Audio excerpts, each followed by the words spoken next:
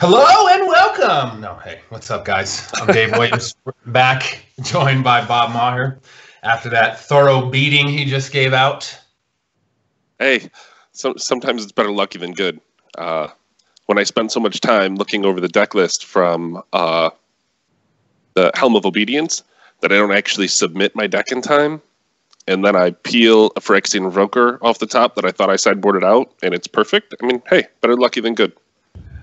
No, I want to talk about something. I noticed you're only playing 3 Wastelands, and you have a Ghost Quarter in your sideboard. Seems a little suspect. You want to help him out, get some basics, or what's going on there? So I certainly started playing this off of someone else's list, and that was the way it started. I've changed some cards in the deck, but I just missed that one. Right after I submitted deck lists, I was like, wait, is this in here if somebody really wants to truly lock up the game and they needed a card in case there's basics in their deck? Like, that's never happening. You just, so there's one exploration map, and then you just go get strip mine. I don't know.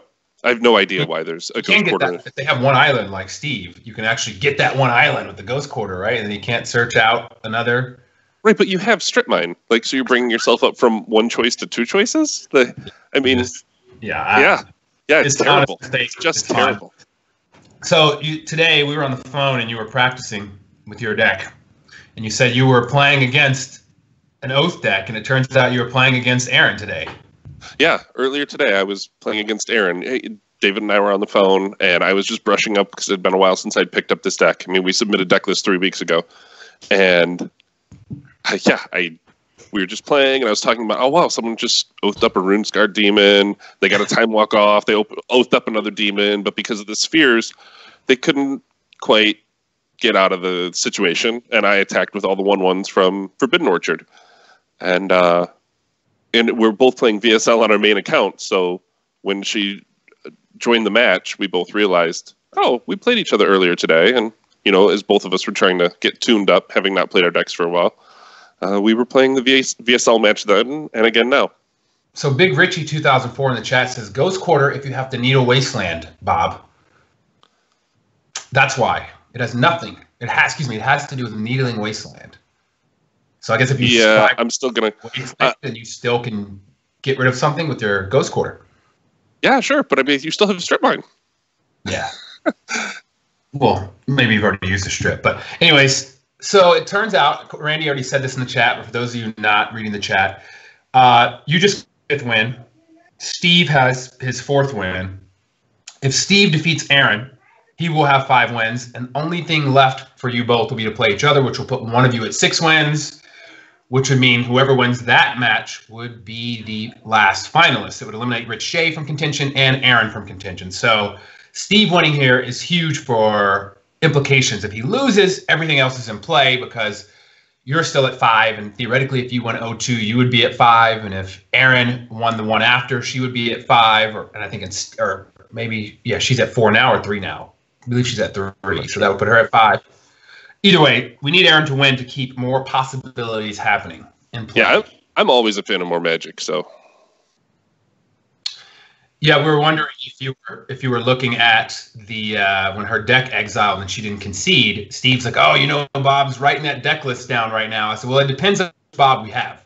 I was like, if we have competitive Bob, he's taking a screenshot for sure. If we have over it Bob, he doesn't really care. He's just ready to get this over. So it made me happy to see at the end of the match, you opened the exile pile and we're clearly looking at it. It's okay, Bob's actually in this to win it. I was looking at it, and then I finally just stopped and grabbed my phone and took a picture of it. Like that.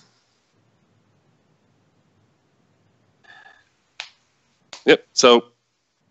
It looks like I spoke wrong, though. I just thought of something. Say Steve wins and then beats you, but then you beat me. You still get to 6 anyways, and you're both tied at 6. So it's not quite puts it down to you and Steve only, like where the winner gets in, but it does put it to where it's either one of you two. But anyways, let's get to this match and stop theorizing and see what actually happens. Steve versus Aaron coming up now.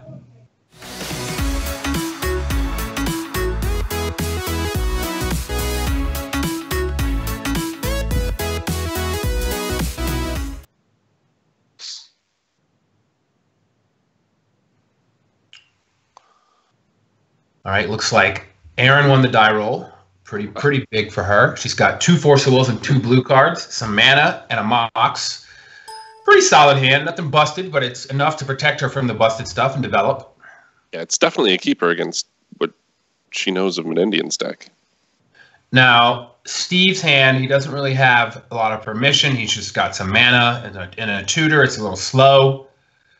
It's not that. I mean, it's turn 1 demonic tutor or turn 1 top and use it with the sack land in your hand. Yeah, but against the deck like Oath with permission, I'm not super happy with it. I'm not upset with it either, but I'm saying it's not like a busted hand. He doesn't have like a first turn flash or anything with a Force of Will backup. He doesn't have a broken hand. Yeah, I think Steve has a huge edge here though, because Aaron's deck has to get an Oath on the board and then say go, and Steve can win on any turn. I mean, there's just an extra turn in each of these games where Steve has a shot at going off. So I couldn't tell if she chose to shuffle or not because we can't see the game text with the Ponder. I do believe that she probably did because I don't think she would have wanted to draw Forbidden Orchard unless she left an Oath underneath it and she didn't want to get it duress, so she could untap and play the Oath. But we have deck lists, so I believe she knows there's no duress effects or Thoughtseize, I think, in Steve's main deck.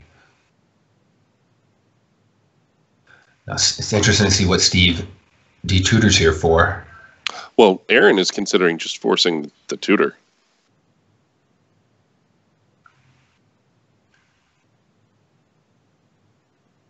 Looks like it resolved, and Steve got a Cabal Therapy.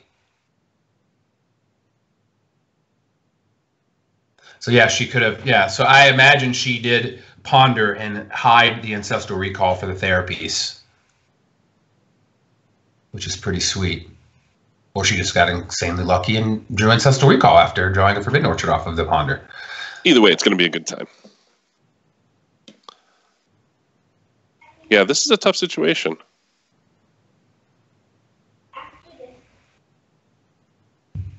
So what land would you play here?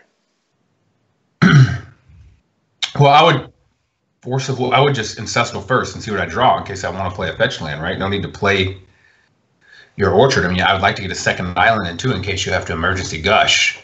I don't think Emergency Gush, or now that she had to Lotus, hard casting Force of Will. Yeah.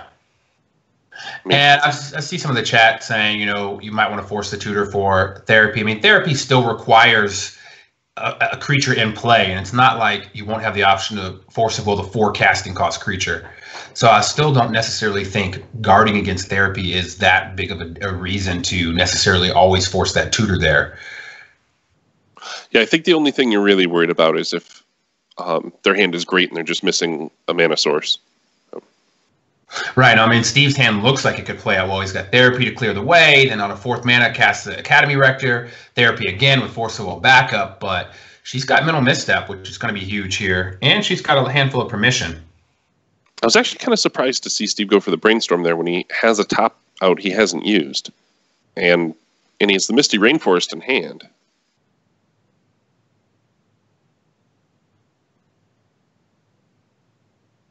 Wow, if he goes for Force of Will here, seems good with the 4th mana and the therapy going to your yard for the Academy Rector. Yeah, and this is a situation you can't really hard cast Force of Will on that therapy because you give him a 1/1 to just cast it again. Yeah, I mean, that's why I probably would not have played Forbidden Orchard yet, especially against a deck with therapies. I mean, with land in my hand, there's no reason to play the Orchard until you're going to use it for Oath and going off. And he did bait the Mental Misstep with the Brainstorm, which was pretty huge. So now she's in trouble, and she has to play a land to gush. Well, yeah, this game really came off the rails.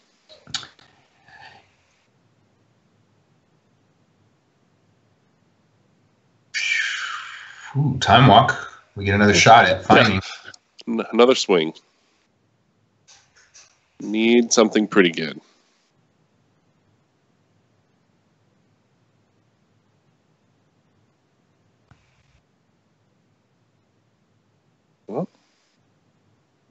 Counterspell. He's find a counterspell. Man, that orchard in play is bugging me. Yeah, it's killing me too. It's just so devastating giving your opponent 1/1s when they have therapies, just in case they haven't drawn the Rector yet. Yeah, now for her, this seems kind of like a pipe dream to get to play this Oath of Druids. I mean, you think, oh, well, they therapy, and I get to still just make another one next turn. But little does she know, he's got Academy Rector in hand. But the problem here is also that you actually just need to sack Lotus and play Oath there, because even if Steve's hand is all blanks, she doesn't get to Oath next turn. Yeah. Yeah, but you do kind of entice him to use the therapy with that hand, and then if he decides to go over, and then the therapy is gone for future turns. So it's not necessarily. I mean, remember, she's just Demon Oath. Like, yeah, no. So then end of turn, you can give them a token and untap, and they don't have a chance to do it in their main phase. Yeah. Right, but then when she demons into Yawgmoth's Will, there's already Lotus in her graveyard to go Lotus, Walk, Preordain, and then Ancestral. I mean, she just goes nuts. Yeah. But now he can go get Bargain.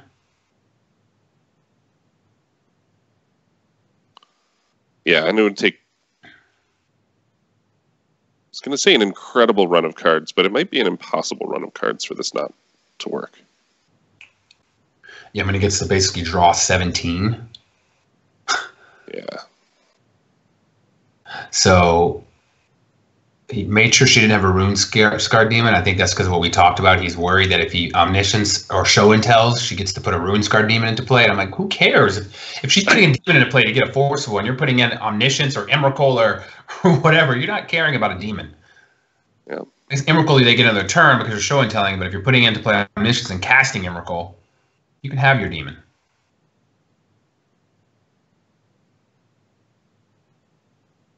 So Steve is drawing as many cards as he'd like.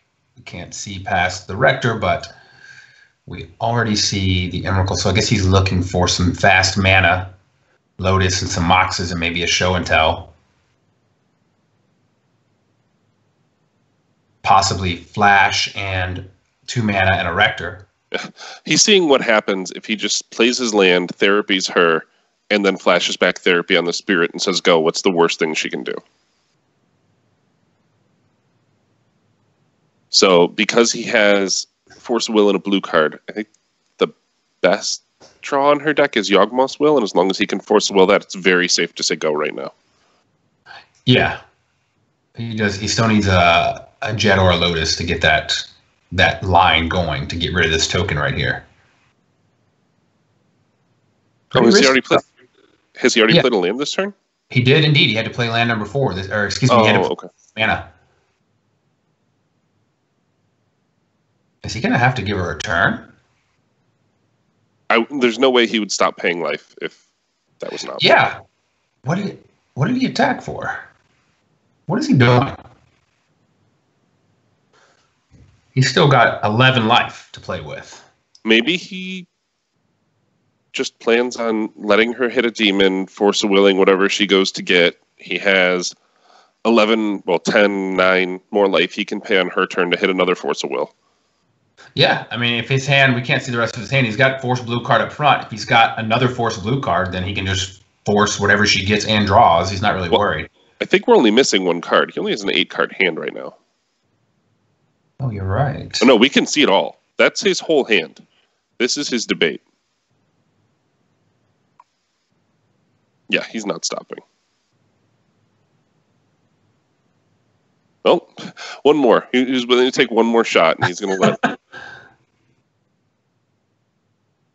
I mean, he's in a world of trouble if she just draws some sort of counter magic off the top of her deck. I mean, she's already going to get to tutor.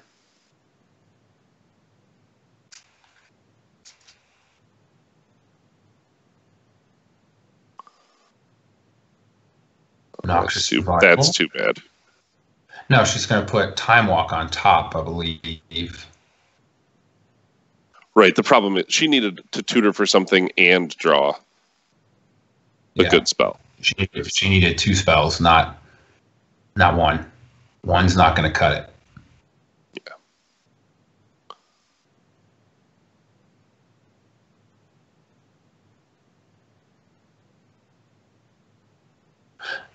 Yeah. And as Ephro and Randy in the chat mentioned, worst case, he can just start bargaining in response to a spell to find another force. He's got 10 shots at it out of 39 cards. Right, but I mean, well, he has to pay a life for this Force of Will. He'd have to pay a life for the next Force of Will. So he has like 8 shots at a Force of Will and a blue card. No, yeah, because he's using it. Did the Merchant Scroll get exiled, or did he have one? I can't, because sometimes it lags the hand cam. No, so he has an extra. Just an extra blue card. So yeah, it's still only 8 shots. 8 out of 39 for a 3 of. I mean, it's better than locking yourself out. So here we go. And with a Rector in play, if he finds a flash, that'll get Omniscience. Oh, there's already a Cabal Therapy in the graveyard, so he can just go ahead and play it now. Go get Omniscience, cast Emrakul. She happens to be exactly 15. She's a flying blocker and enough permanents to sack. She does actually. She does. That is true. I mean, unfortunately, it means she has to get rid of the Oath, but it's not like you're going to be blocking Emrakul every turn.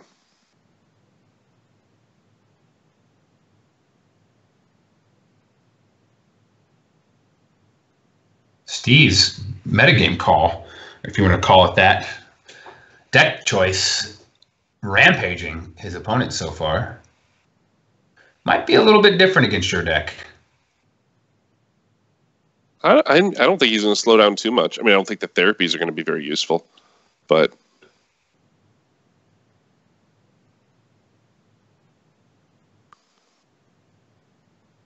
so she wants to see what he's doing. Just going to show her the Emrakul.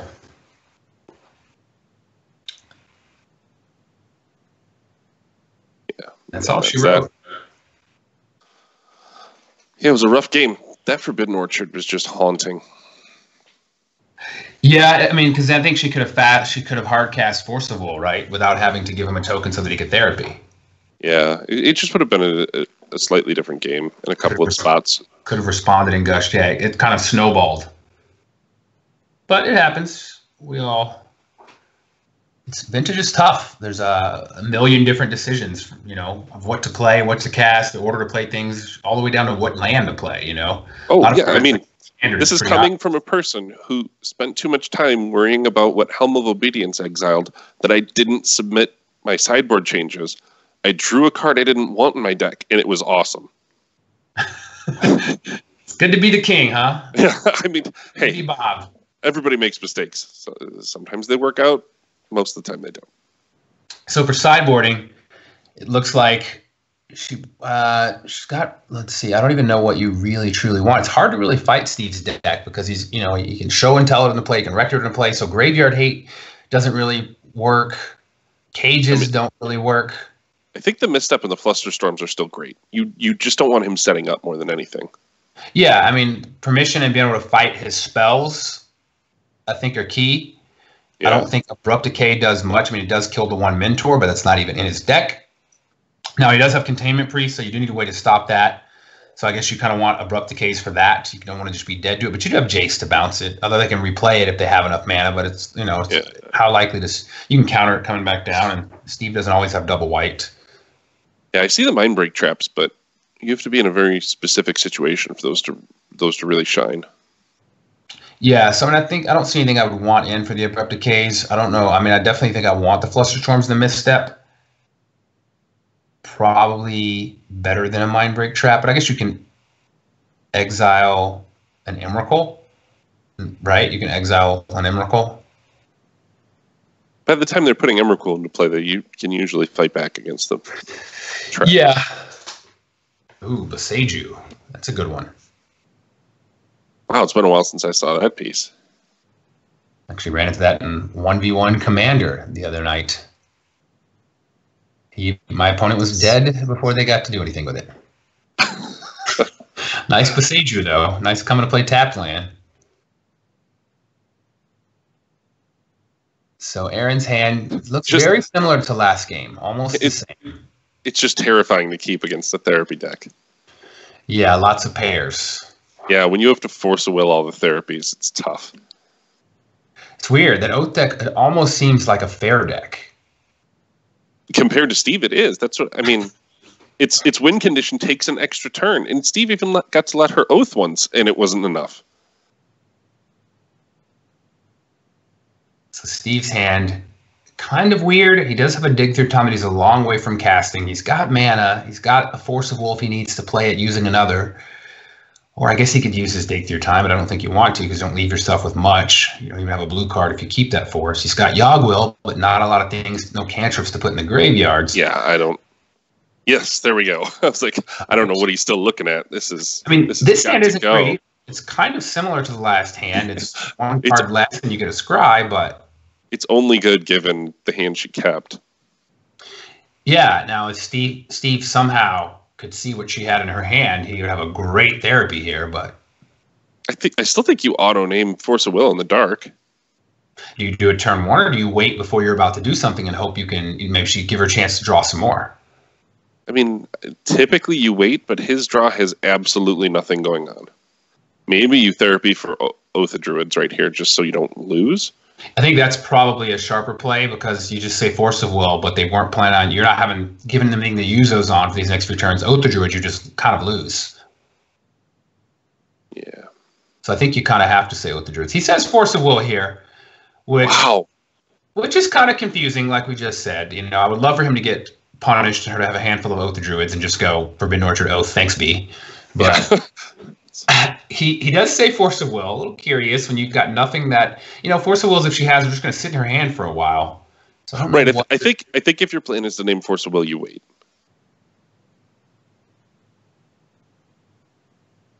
Well, she gets to preordain. Looking for that Lotus. Try to find Lotus to get Big J-Stog down. She needs to preordain first before playing a land. Just check your options. You might end up with a fetch land and want to play it. Don't play the Orchard. Maybe play the Orchard. Well, if you hit it up here. Or you hit a spell. So it looks like that was a pretty fast preordain. Goes in and plays Tropical Island. Right, it was a pretty fast preordain, but it ended in Misty Rainforest, so I have to assume it was bottom. Yeah, it was probably 2 more land. Bottom, grab another one. I like Misty here so that if you draw Brainstorm, you can just cast it and have a Misty already in play. Probably not going to matter, but top was a huge draw for Steve. Yeah, that's the fetch land in hand. Pretty incredible. It's going to allow him to look at 3 cards here, and if he doesn't like it, 3 more. I mean, barring something insane like Ancestral, there weren't many other great cards to have on top of his deck there. Yeah. Top is a really, really good card. I mean, just the way that he has plenty of mana, and he's just looking for action. Already has a shuffle effect. Now, she could have preordained and kept the land on top and hid a busted card underneath, right? We'll know in this next draw phase if it's like we won't know, but we'll have an idea. She did make that play last game, I think, so she could have hit a card. Maybe, what, Demonic Tutor? I mean, but if it was Ancestral, you would have just taken it and played it, so. Right. I don't think you're hiding too much unless it costs 2. But even then, it's therapy. Oh, no. Why are we gushing here? Yeah, it's going to keep you from getting Jace next turn. With a handful of permission and not many ways to use that mana. I'm not a big fan of just the naked gush. I mean, it just keeps you from having any options at all.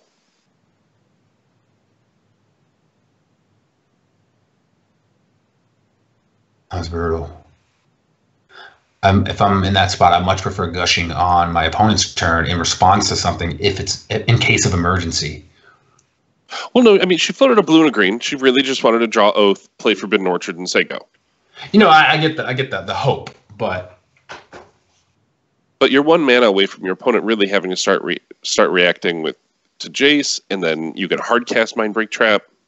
Steve, definitely when Steve watches this replay, I think he might mail her a copy of his Gush book. Yeah, I'm going to mail you a copy of the Book of Gush. But have you met my friend, Academy Rector? I mean, to be fair, his Gush book is great. Now, the funny thing here is, it's not that funny. It's not going to work. It's not that funny.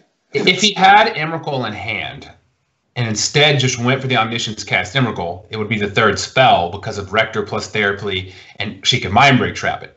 Likely, he's just going to get Bargain, which he does, draw a bunch of cards and pass, and the Mind Break trap, again, doesn't do enough. And he would draw enough, he'll draw a blue card anyway. He's going to draw a blue card to force the Mind Break trap. But if his hand happened to have Emrakul, he might have just walked right into it and might have just got the Omniscience. Probably not. Probably still just gets Bargain. Some players, like me, if the Emrakul was in my hand, I could see that happening. Not Steve. Not Steve. He's going to get the Bargain. He's always going to get the Bargain. Who doesn't love a bargain? It's third in line behind, although now it messes up my theory. I was going to say it's third in line behind Bolas and Emrakul being the top 2 things in Magic to do. Number 3 is Bargain, but if by that logic, that would mean you get the Omniscience to play the Emrakul, but Bargain might be more fun than cast Emrakul. Because I think getting the Bargain leads you to casting Emrakul. Yeah, it's the long way, and you always take the long way if you can. Yeah. All right, so Steve loads up his hand. Staring down an opponent who has 1 land in play who just gushed with 2 floating and didn't cast a spell. And Steve's got double force backup, show and tell, Omniscience, Ancestral, and Therapy. Not really worried about anything. If he is, he's overthinking it. The funny part is that was just the next 5 cards off the top of his deck. He didn't have to get any land, have to discard. He just the next 5 cards. Come on, Steve, just cast the show and tell and get it over with. Have you never watched any of Steve's VSL matches? Did you see? Oh, you weren't watching because you were driving home. No. Game 3 against me, he attacked me to 1 with a Mentor and a bunch of tokens in play, and then post-combat played Cabal Therapy. That sounds like the Steve. So I had F6 and went and joined my comrades in the chat of Twitch. And it went on for a while. I think he time walked and took another turn, but at some point the chat's like, hey, you got to go back and hit F. It's your turn again. And I just went back and concede. So, no, I know. My man Steve likes to do his thing. Yep. He didn't play this deck to not do his thing. The last thing he thinks about is how they're going to die. No, I love Steve, and I hope he never changes.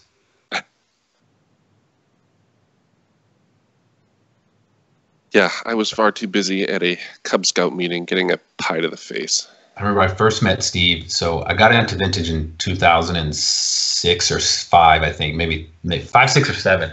And I didn't know Steven, but I was on the Mana Drains originally, and Smimnen, Smanen, was his username, so I just called him Smimnen. And when I first met him, I was like, hey, Smimnen, or whatever. And finally, he was like, you can just call me Steve, man. You don't have to call me Smimnen. I was like, I didn't know. I just thought you were Smimnen.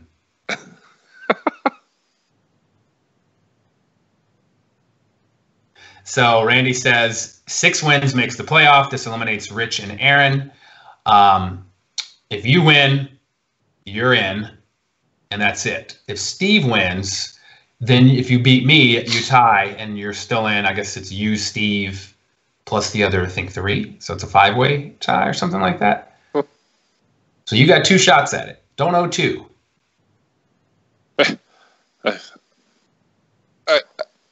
I've certainly fallen apart at the end of a couple of tournaments here and there. It's nicely set up. I play you next, and I don't do a lot of winning this season. So you could actually just clinch next round and then just get to play spoiler or keep it clean and get the 2 seed by beating Smimnen. No, I think it'll be both your first win and the one to keep it on the edge. I sure hope so. I don't want to end up in the cellar. My dream was the 3-0 and just somehow pass Paul and Randy and laugh that I started 06 and somehow finished up 3rd from the bottom. But it doesn't look like that's happening. And now the best I can do is get in a 3-way tie for last. I'm going to need some wins. I'm going to need them fast. Oath seems like I can do it. I mean, it's not easy, but I've got the tools. I've got cages. Yeah. I've got plows. It's not Gristlebrand, so I could theoretically just plow a Runescar Demon. Yeah. I mean, Runescar Demon will come into play. They'll go get Time Walk, and you plow it. Yeah, I mean, theoretically, she could get missteps out the plow with the trigger on the stack. But, I feel like I've got a better shot against this Oath than most Oath. my matchup with you, Paul got destroyed by Ephro from what I've heard, and that was the same exact matchup. And Ephro and Paul both said it seemed highly favorable for the humans deck. But as we know, when I've been favored against you, it hasn't worked out for me. So I'm not counting on anything. The 0-9 is still live. I'm not trying to 0-9, but if it happens, it will be interesting. Meanwhile, let's check back in on Steve's goldfish over here. Now, he has Gitaxian probed, so he knows what he's up against. What is going on, Steve? People have to go to bed. Some people are on the East Coast. I've got a daughter. Come on. Thinking is his favorite part of Magic. Let's get this show on the road, big dog. Storm count is 5. Mindbreak Trap is live. It's like, well, I mean, I have these 3 Force of Wills and these 3 blue cards, and she has 1 card in her hand that matters. I should therapy it. Oh, my Lord. Just. There it goes. Now you know her hand, Steve. Now you know. Come on. Show and tell omniscience. Let's get this show on the road. I actually thought maybe he was therapying the Runescar demon so he could show and tell. Yeah, gotta get the demon, too. Gotta get the demon. We need a rep. This needs to be. Somebody needs to call the fight. Like, this is just shut it off. And we just. All right, guys. Let's cut to another match. I mean, let's go, man. You should have let her put the demon in play. Big deal. Yeah. You've got 700 Force of Wills. I think it's more impressive to win with the demon in play. Right? Yeah. It always bothers me. Show and tell challenge yourself. That show and tell doesn't let you put planeswalkers into play, but Eureka does. I don't like that. Now we're topping because we're out of colored mana. So I guess Ephro said he has no action. I can't see 1, 2, 3, 4, 5, 6, 7, 8, 9. It looks like he doesn't. If he plays Omniscience, he's actually got nothing to cast with it. He could cast the Brainstorm in his hand. He could draw 5 more cards, whatever. Yeah, well, let's just draw 3 more and then top and see what happens. Yeah. I'm not worried about it. To quote Matt Sperling. There's a Vampiric Tutor down there. Tutor in his hand. I thought it was another bargain. Come on. This is just... Athena, cut the stream. Cut it. Athena, we got to put the children to bed. This is ridiculous. Cut the stream. I think we need to get a union rep. Yeah, and in Omniscience, you don't even need life for Forcible anymore. You get to just cast it. So he could actually draw the full 5, or he could draw 3, Vamp Tutor, draw the last one. He has a Flash and a Rector in his hand now, so he doesn't even have to... I mean, what is happening here? Yeah, put the Omniscience back. Might as well put one of the show and tells back, too.